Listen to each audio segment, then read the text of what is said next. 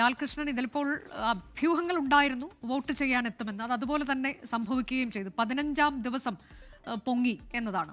ഇനിയിപ്പോൾ അവിടെ തന്നെ തുടരും, വോട്ടർമാർക്കിടയിൽ ഉണ്ടാകുമെന്ന ആത്മവിശ്വാസത്തോടെ രാഹുൽ മാങ്കൂട്ടത്തിൽ പറയുന്നു. കൂടുതൽ പ്രതികരിക്കുന്നില്ല, കോടതി സത്യം തെളിയിക്കട്ടെ എന്നൊക്കെ പറയുകയാണ്. ഏതായാലും ഇപ്പോഴും MLA ഓഫീസിലുണ്ടോ? കോൺഗ്രസിനെ സംബന്ധിച്ച് അവർ വീണ്ടും പ്രതിസന്ധിയിലാകുന്ന ഒരു കാഴ്ച കൂടി ഉണ്ടല്ലോ. യൂത്ത് കോൺഗ്രസ് പ്രവർത്തകർ ഉൾപ്പെടെ കൂടെയുണ്ട്, സ്വീകരണം നൽകുകയാണ്. അപ്പോൾ ഇതിന് ഉത്തരവാദിത്തമില്ല എന്ന് പറഞ്ഞുകൊണ്ട് കൈയൊഴിയാൻ പറ്റുമോ?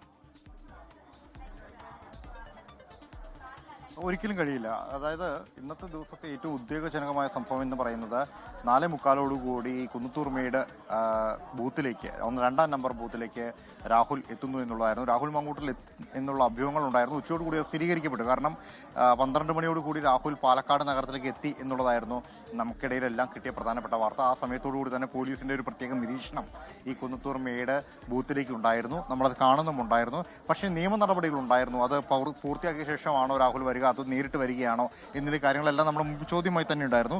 എന്താണെങ്കിലും വോട്ട് ചെയ്ത ശേഷം സംഭവബഹുലമായ ഒരു പ്രതിഷേധം, അതിനുശേഷം പോലീസ് തന്നെ ഇടപെട്ടുകൊണ്ട് രാഹുലിനെ അവിടെ നിന്ന് മോചിപ്പിക്കുന്നു. ആ പ്രതിഷേധങ്ങൾക്കിടയിൽ നിന്നും മാധ്യമങ്ങൾക്കിടയിൽ നിന്നും കാത്തുപരിപാലിച്ചുകൊണ്ട് രാഹുലിനെ സുരക്ഷിതമായ ഒരിടത്തേക്ക് എത്തിക്കുന്നു. അവിടെ ചായ കുടിക്കുന്നതിനിടയിൽ മാധ്യമപ്രവർത്തകരോട് 2 വാക്കിൽ മറുപടി നൽകുന്നു. തനിക്ക് പറയാനുള്ളതും പ്രതിഭാഗത്തിന് പറയാനുള്ളതും കോടതിയുടെ കയ്യിലുണ്ട്, സത്യം ജയിക്കും എന്ന വാക്കുകൾ മാത്രം പറഞ്ഞ് രാഹുൽ അവിടെ നിന്ന് മാറുകയാണ് ഉണ്ടായത്. നേരെ ഓഫീസിലേക്കാണ് വന്നത്. ആ നിമിഷം മുതൽ രാഹുൽ ഓഫീസിലുണ്ട്. ഓഫീസിൽ രാഹുലിനെ കാണാൻ വരുന്ന ആളുകളോട് രാഹുൽ സംസാരിക്കുന്നുണ്ട്, അവരോട് കാര്യങ്ങൾ കമ്മ്യൂണിക്കേറ്റ് ചെയ്യുന്നുണ്ട്. ഇതിനിടയിൽ രാഹുൽ മറ്റൊരു മാധ്യമ സ്ഥാപനമായ ജയ്ഹിന്ദ്, അവരുടെ തന്നെ സ്ഥാപനമായ ജയ്ഹിന്ദിനോട് പറഞ്ഞ ഒരേ ഒരു കാര്യം എന്ന് പറയുന്നത് താൻ തെറ്റൊന്നും ചെയ്തിട്ടില്ല, തൻ്റെ ഭാഗത്ത് നീതിയുണ്ട്, ന്യായമുണ്ട്, അത് കോടതിയിൽ തെളിയും, അന്ന് തനിക്ക് ഉറച്ച വിശ്വാസമുണ്ട്, ബാക്കി കോടതിയിലെ നടപടികൾ പൂർത്തിയാകട്ടെ എന്ന കാര്യമാണ് പറയുന്നത്. പക്ഷേ ഇതിനകത്ത് എടുത്തു പറയേണ്ട ഒരു കാര്യം, ഈ സംസ്ഥാനത്തുള്ള കോൺഗ്രസിന്റെ ഏറ്റവും മുതിർന്ന നേതാവായ പ്രതിപക്ഷ നേതാവ് അടക്കമുള്ള ആളുകൾ തള്ളിപ്പറഞ്ഞിരുന്നു പൂർണ്ണമായും രാഹുലിനെ. രണ്ടാമത് വന്ന പരാതിയിൽ ഇന്ന് KPCC പ്രസിഡന്റ് എടുത്ത നിലപാട് പോലും പൂർണ്ണമായി തള്ളിക്കൊണ്ടാണ്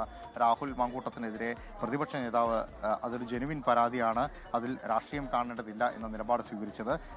DCC പ്രസിഡന്റ് A തങ്കപ്പനും സമാനമായ നിലപാട് സ്വീകരിച്ചു. ആരും രാഹുലിനെ പാർട്ടിയിൽ നിന്ന് പുറത്താക്കിയതാണ്, അയാളുടെ കാര്യം തനിക്ക് അറിയില്ല, തനിക്ക് അത് തങ്ങളുടെ ഹെഡേക്ക് അല്ല, തങ്ങളത് അന്വേഷിക്കേണ്ട കാര്യമില്ല എന്ന നിലപാടാണ് DCC പ്രസിഡന്റ് സ്വീകരിച്ചത്.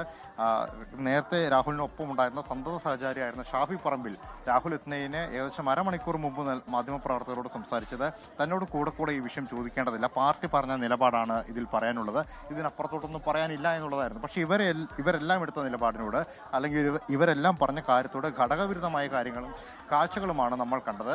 പാർട്ടി പ്രവർത്തകരോടൊപ്പം ജില്ലാ ഭാരവാഹികളായിട്ടുള്ള യൂത്ത് കോൺഗ്രസിന്റെയും KSUവിന്റെയും പ്രവർത്തകരുടെ ഒപ്പമാണ് രാഹുൽ മാങ്കൂട്ടത്തിൽ ഇന്ന് പോളിംഗ് ബൂത്തിലേക്ക് എത്തിയത്. അവരുടെ സംരക്ഷണയിലാണ്, അവരുടെ ഒപ്പമാണ് അവിടെ നിന്ന് തിരിച്ചു മടങ്ങിയത്. ഈ MLA ഓഫീസിനകത്ത് എത്തിയ സമയം രാഹുലിന് പൂർണ്ണമായ സംരക്ഷണം നൽകുകയും രാഹുലിന് വേണ്ടി സംസാരിക്കുകയും ചെയ്തത് ഈ യൂത്ത് കോൺഗ്രസിന്റെയും KSUവിന്റെയും നേതാക്കൾ തന്നെയാണ്. അവർ പറഞ്ഞ പ്രധാനപ്പെട്ട കാര്യം അത് പാലക്കാടിന്റെ MLA ആണ്. എന്തിനാണ് പാലക്കാടിന്റെ MLAയോട് മിണ്ടാതിരിക്കുന്നത്, എന്തിനാണ് പാലക്കാടിന്റെ MLAയോട് ഒപ്പം നിൽക്കാതിരിക്കുന്നത് എന്ന ചോദ്യമാണ് ചോദിക്കുന്നത്. പക്ഷേ പാർട്ടി പുറത്താക്കിയതല്ലേ രാഹുലിനെ, എന്നിട്ട് എന്തുകൊണ്ട് പിന്തുണയ്ക്കുന്നു എന്ന് ചോദിക്കുമ്പോൾ ആ ചോദ്യത്തിന് കൃത്യമായി മറുപടി നൽകാൻ അവർക്ക് സാധിക്കുന്നില്ല. പക്ഷെ അവർക്കത് ഒരു വൈകാരികമായ നിമിഷം പോലെ, അല്ലെങ്കിൽ വൈകാരികമായ കാര്യം പോലെയാണ് അവരതിനെ കൈകാര്യം ചെയ്യുന്നത്, അവരതിനെ എടുക്കുന്നത്. എന്താണെങ്കിലും ഇപ്പോഴും പ്രവർത്തകരുടെയും പാർട്ടി അണികളുടെയും എല്ലാം സംരക്ഷണയോടും അല്ലെങ്കിൽ അവരുടെ പിന്തുണയോടും കൂടി തന്നെയാണ് രാഹുലിന്റെ പ്രവർത്തനം മുന്നോട്ട് പോകുന്നത്.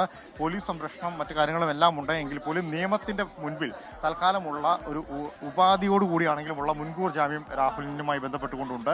മാത്രമല്ല സർക്കാർ ഇന്ന് പുതിയൊരു അപ്പീൽ നൽകുന്നുണ്ട്, അതുമായി നൽകിയിട്ടുണ്ട്. അതായത് രാഹുലിന്റെ മുൻകൂർ ജാമ്യം റദ്ദാക്കണമെന്ന് ആവശ്യപ്പെട്ടുകൊണ്ട് ഒരു അപ്പീൽ നൽകിയിട്ടുണ്ട്.